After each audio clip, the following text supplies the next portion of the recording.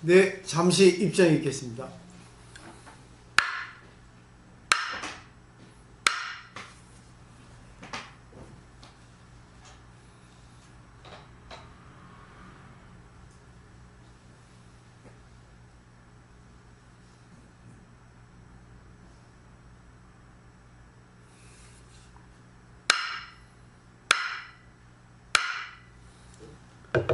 네, 반갑습니다. 반갑습니다. 오늘도 추운 것 같습니다. 서울에 비하면 아무것도 아닌데. 맞습니다. 그죠? 예. 서울에 비교하면 아무것도 아니고. 환경의 지배를 받는 게 중생인가 봅니다. 덥다가 따뜻하다가 갑자기 추워지니까 몸이 이제 변화를 이렇게 일으키고, 또 이제 나이를 먹으니까 잘 적응이 좀 안 되는 것 같아요. 쉽게 이렇게 빨리 이렇게 돌아오진 않네요. 그렇지만 뭐 또 그것도 인생이니까 봄, 여름, 가을, 겨울 순환기가 있듯이 인생도 생로병사라는 그런 순환기가 있습니다. 그래서 뭐 우주의 진리니까 뭐 지구와 또 어떤 그런 우주의 어떤 광대한 그런 것들의 어떤 조화이기 때문에 뭐 어쩔 수 없는 것 같아요. 자, 오늘의 공부는 우리 그 신앙에 대해서 한번 생각해 볼 필요가 있어요. 요즘에 보면 종교가 수없이 많이 있습니다. 종교가 수없이 많이 있는데 종교에 대한 신앙 어떤 방식이라 할까요? 종교 학교라 할까요? 그 종교 학교가 여러 가지가 있어요. 저번에 한번 말씀드렸을 겁니다. 일반적으로는 세 가지 타입이 있는데, 첫째는 욕구 만족형이죠. 이것은 이제 상당히 이제 조금 초보 단계라고 할 수 있을까요? 욕구를 만족시키는 거죠. 절에 와서 이거 해주세요, 저거 해주세요. 부탁하는 것만 하는 신앙 방식을 할 수 있습니다. 초보 단계죠. 남편 잘 건강하게 해주세요. 돈 많이 벌게 해주세요. 자식 공부 잘하게 해주십시오. 병 안 걸리게 해주십시오.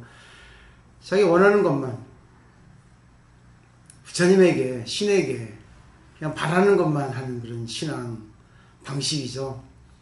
그 다음에는 이제 소욕지족형이라 해서 이제 좀 공부를 하다 보니까 자기 뜻대로 안 되고 우주의 진리라는 거, 이 세상의 이치라고 하는 것은 내 마음대로 되는 것도 있지만 내 마음대로 안 되는 것도 있구나. 욕심을 줄여서 족한 줄 알아야겠다. 이렇게 조금 한 단계 올라가는 신앙 방식이죠. 근데 이 정도 되면 좀 괜찮아요. 그러니까 이것도 괜찮고 저것도 괜찮고 이래서 고맙고 저래서 고맙고 이렇게 하게 됩니다. 그 다음에 이제 세 번째는 대욕대락이라 해서 큰 욕심을 가지고 크게 즐긴다는 그런 신앙 방식이죠. 그러니까 대욕대락형이라고 할 수 있겠죠. 큰 욕심이라는 것은, 크다는 것은 어떤 욕심도 다 거기에 들어갑니다. 이것도 해주세요, 저것도 해주세요. 근데 가장 큰 욕심은 부처님이 되든가 신이 되든가 하는 건데, 그 가운데 이제 모든 욕심, 자격에 인연되는 모든 욕심도 대욕, 큰 욕심에 이제 들어가겠죠. 근데 중요한 것은 대락입니다. 그게 즐기는 거죠. 우리가 욕심을 이렇게 내고 열심히 욕심을 추구하면서 그 성취하기 위해서 노력을 해도 되는 것도 있고 안 되는 것도 있어요. 그렇지만 욕심을 내다가 욕심이 충족이 되면 일반 중생들은 충족이 되면 감사하고 충족이 안 되면 불평불만합니다. 근데 대락이라는 것은, 큰 즐거움이라는 것은 어떤 것도 감사를 받는 거죠. 그러다 보니까 부처님이라는 것은 깨달음이구나, 신이라는 것은 무엇이구나, 결국 모든 것은 신의 장난, 신의 어떤 그런 가르침이라고 이렇게 받아들일 수 있게 되는 것이 대욕대락이에요. 그러니까 어떠한 것도 감사로 받아들일 수 있는 것, 정말 감사할 수 있는 것, 심지어는 병에 걸린 것도 감사할 수 있고, 또 실패하는 것도 감사할 수 있고, 또 잘 되는 것도 감사할 수 있고 그러는 거죠. 그러다 보니까 더 나아가서는 남을 위해 살아야 되겠구나. 나에게 주어진 것도 있지만 그 주어진 것이 이렇게 성취되기에는 남의 도움이 있지 않으면 안 되겠다. 럭키. 운이 없으면 안 되는구나. 그 운을 불러일으키기 위해서는 감사밖에 없구나 하는 그런 거. 그런 이치를 알게 되는 것이 대역대락이에요. 이것은 여러 번 말씀드렸을 겁니다. 근데 종교 학교라고 해서 이 종교 학교에는 그 신앙 방식이 있거든요. 어떻게 방식을 하는가에 따라서 자기가 어느 단계에 있다는 걸 알게 됩니다. 그것을 이제 일반 학교에 비유를 하면 유치원생, 신앙도 유치원생의 신앙 방식이 있어요. 유치원생 신앙 방식은 어떻겠습니까? 어리죠. 부모에게, 선생에게 어리광만 부립니다. 이거 해주세요, 저거 해주세요. 자기 생각대로 안 되면 울죠. 자기 생각대로 하면 웃고. 결국 유치원생 신앙 방식은 이거 주세요, 저거 주세요. 아주 초보 단계죠. 그러다가 이제 유치원을 졸업할 때 돼서 초등학교에 들어가면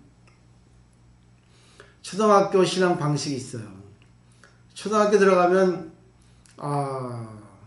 한 반은 유치원생 신앙 방식을 할 겁니다. 이거 해주세요, 저거 해주세요. 부모한테 어리광 부리고 선생한테 또 어리광 부리고 그러면서 선생님의 무서움도 알고 부모님의 어떤 무서움 또 존경스러움 그런 것도 알게 되죠. 그러니까 반은 어리광을 부리면서 반은 우리 아버지 우리 선생님이 참 훌륭하니까 따라가야 되겠다. 이런 것은 안 해야 되겠다. 그러니까 좀 이렇게 알게 되죠. 그러니까 초등학교만 하더라도 어느 정도로 좀 반반이 형성되니까 조금 나아져요. 그 다음에 이제 중학교 올라가면 어떻습니까? 알아듣는 것이 좀 이제 쉬워지죠. 선생님 말, 부모님 말도 잘 알아듣습니다. 그래가지고 이렇게 해서는 안 되겠구나. 저렇게 해서는 안 되겠구나. 이렇게 해야 되겠구나. 저렇게 해야 되겠구나. 선생님 시킨 대로 하고 부모님 시킨 대로도 합니다. 그래서 윤리 도덕적으로 살아야 되겠구나. 이렇게 해서는 안 되겠구나. 이렇게 해서 해야 되겠구나 하고 가르침에 따라서 이렇게 하려고 노력을 해요. 그렇지만 역시 중학교 정도의 신앙 방식이기 때문에 조금 수준이 높지는 않죠. 그러다가 이제 고등학교 들어가면 어떻습니까? 이제 회의적인 것. 선생님 말도 잘 안 듣고 자기 생각과 비추어서 해석을 하게 되고 부모님 말씀도 잘 안 듣죠. 그러니까 모든 것을 이제 의심을 하게 됩니다. 신이 있을까? 부처님이 있을까? 의심을 하는 단계죠. 근데 대부분 이 고등학교 단계에서 신앙을 그만두는 사람들이 많이 있습니다. 중학교도 마찬가지고 초등학교도 마찬가지고. 근데 보통 고등학교 정도에서 내가 어떻게 신이 될 수 있을까? 신이 박혀있지 왜 나 몸 안에 있겠어? 아니야. 이거 참 이해가 안 돼. 어떻게 될까? 거기에 따라가게 되면 신앙을 계속해요. 이제 구도심, 학교에 또 오르죠. 그러다 보니까 이제 학부, 대학교에 이제 올라가는 사람도 있고, 거기서 이제 중도 하차해서 신앙을 그만두는 사람도 많이 있어요. 이 대학교 가면 어떻습니까? 우리 선생님보다, 우리 아버지보다 높은 사람이 돼야지. 세상에 이바지하는 사람이 돼야 되겠다. 그러니까 전문적으로 공부를 이렇게 하게 되죠. 그때는 이제 신앙적으로 말하면, 부처님 어디 계실까?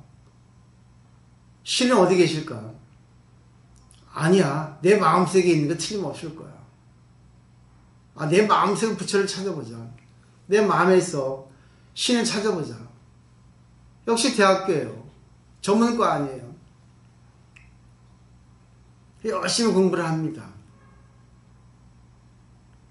여기까지가 우리 일반 학교에 이렇게 비유해서 우리 그 종교의 신앙 방식을 말씀드렸는데 종교는 수없이 많아요. 그 중에 이제 불교는 어떤 신앙 방식을 취하는가 한번 생각해 보세요.